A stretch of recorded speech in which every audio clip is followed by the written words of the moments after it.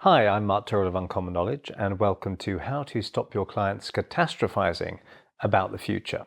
3 therapy tips that encourage more realistic thinking.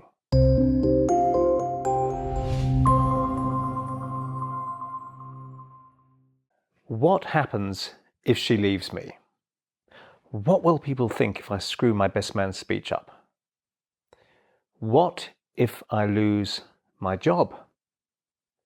Well, what if? Why don't people know the answers to these questions? And I think it's because they don't really think about the answers, not if they're catastrophizing. But you can help them think about the answers to help them feel better. And that might sound kind of counterintuitive. Take Maggie, who is a client of mine, for instance. Now, Maggie had sat crying in my office, and after 3 months in hospital for treatment of a psychotic depression, she was now restored to health and about to return to her day job. So what was the problem? Why was she so worried? Well, she was absolutely catastrophizing about going back to work where everyone now thought she was nuts. Going back to work will be a nightmare for me, she said. What is everybody going to think of me? But she kind of knew the answer to that, or thought she did, and she sat there weeping in my office. And I said, yes, you'll feel embarrassed, I expect, especially for the first half hour. That will be hard, and I guess it might even feel a bit like a nightmare, just that first little bit. For the first week, some of your colleagues, maybe most of them, will tiptoe around you a bit, perhaps worrying that they might upset you or be frightened, they might put too much pressure on you or so forth. They'll be really aware of you and looking out to see that you're okay. In the second week, they'll still be watching you to some extent and still aware to some extent, but not so much because they'll be getting used to having you back in work again. Some will worry more than others. Some will feel relaxed and confident around you again, confident that you really are better. Others will still be a little nervous, perhaps, where you're concerned, maybe just here and there. But by the end of the third week, everyone will feel around 80% back to normal, perhaps more than that, as far as you're concerned. Now, to all intents and purposes, many of them will have forgotten that you've ever been in hospital. It'll just return to normal again. And by the end of the fourth week, for the people that you work with, it will be as if you've never had that breakdown. Sure, they'll think about it occasionally, perhaps, but it won't be at the forefront of their minds. But they'll just be getting on with relating to you like they always did. As Maggie, the woman they came to know and like, their colleague, because that is who you are. And Maggie sort of smiled at me after this, and it was a genuine smile. And she said, I didn't actually expect you to answer my question in such detail, but I sort of feel better that you did. So what therapeutic principle was at play here that helped Maggie so quickly begin to reframe and diminish the catastrophic thinking? Okay, so thinking further than the possible emotional pain. Breaking down probable future reality in a way that makes it feel genuinely manageable is a mainstay of good mental health. When people catastrophize, they look only at the imagined emotional pain of some future event, and that's it. They ask questions, what if he leaves me, what if she leaves me? But they don't really answer the question. They just ask the question and assume it's going to be absolutely terrible and they'll be wrecked. They don't look any further or consider the likely shades of future experience. They don't consider the steps of that future experience in practical, solution-focused terms. If we can encourage them to see beyond just this will be the end of me or this will be the end of the world, they can be reassured that it won't be. Really thinking through a feared event can remove its sting and pave the way to increased emotional security.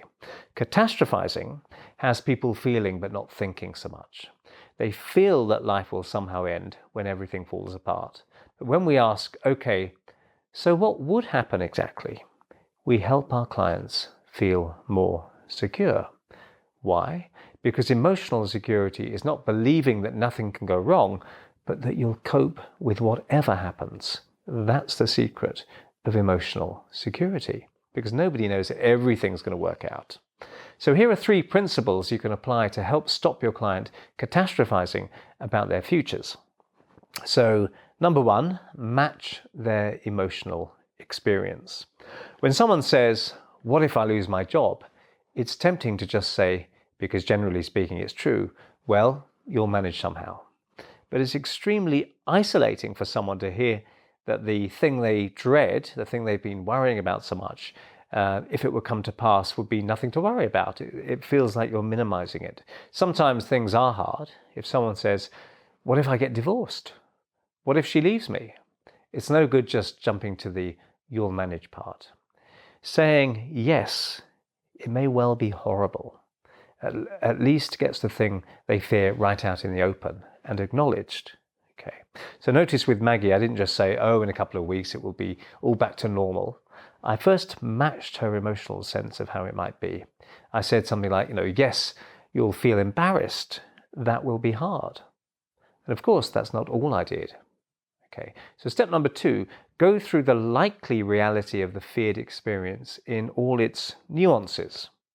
So you might say, "Yes, you'll feel embarrassed, especially for the first half an hour." So you're breaking it down, and that breaks it down from the all-encompassing, "it's going to be a nightmare," to something that's embarrassing for a while, something that's time-limited and not too extreme.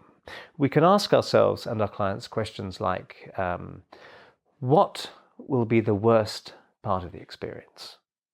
Okay.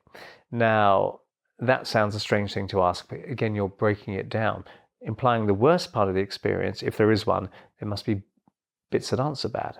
We can ask them, how long do you think the worst part will last? At what point will it start to feel a tiny bit better?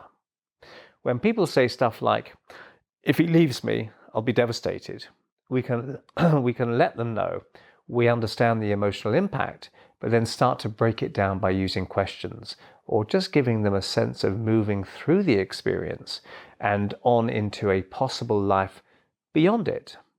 For example, a client said to me, "I just love him so much, but if he leaves me, what then?" And I said something like, "What then? Well, I imagine you'd feel really heartbroken, even though you say you've been expecting it for a while. It would be awful for the first week in particular. During that time, it would feel like you could think of nothing else. During the second week, you'd still be in shock and horribly upset, but although you perhaps wouldn't notice it, you'd actually be thinking about it slightly less, maybe a couple of hours less in the whole week. At this point, we'd expect you to be eating a bit more normally again. We'd expect you to be sleeping a little bit better again. After a few weeks, you'd still get really upset when his name was mentioned or things reminded you of him. But you'd start reorientating more to your friends again and doing stuff to take your mind off it for a little while. But it would still seem to you as if you were thinking of him all the time, even though you wouldn't be. Okay. At that point, you'd be doing things to make yourself feel better, spending time with friends who make you feel good, making yourself work and exercise. Okay.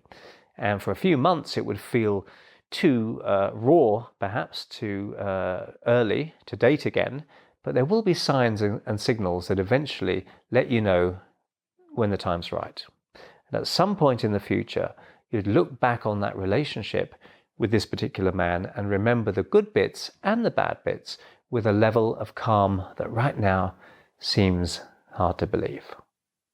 Okay, because whatever happens, eventually you will be okay and have a chance of thriving again.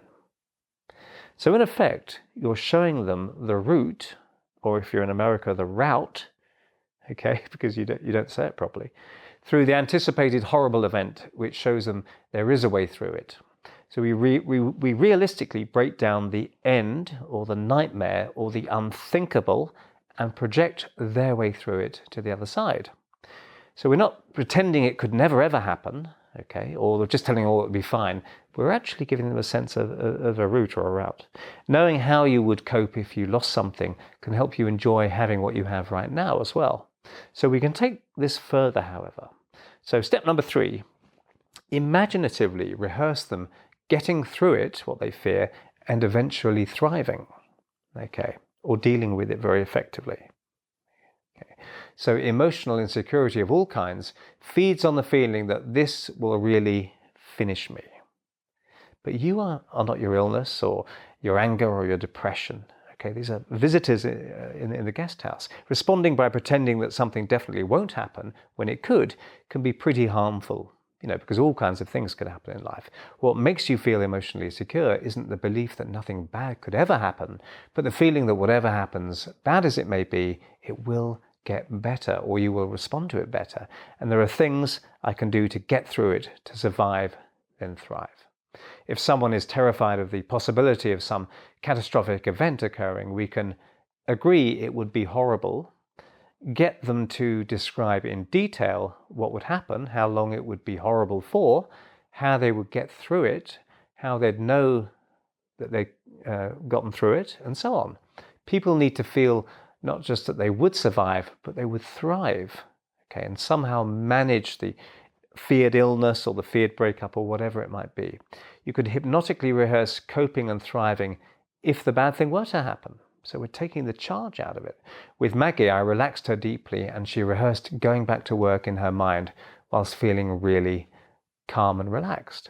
In the movie theatre of her mind, she watched herself going back to work and going through that uncomfortable first half hour and finding that the half hour went really quickly. She saw herself getting back into the swing of things again, saw how people were attentive to her at first, but also saw how quickly everything went back to normal, as if she'd never been hospitalized in the first place. And she called me a month after she'd returned to work. And the first thing that she said to me was, "Mark, you were wrong." And she had a smile in her voice when she said that. So I was intrigued and I said, "Wrong about what?" And she said, "Wrong about the first half hour back at work being horrible." Really? Yes, it was just the first 10 minutes. So I hope you found that useful. And if you did, please hit like and subscribe. And if you want to hear when my next video is published, hit the notification bell below.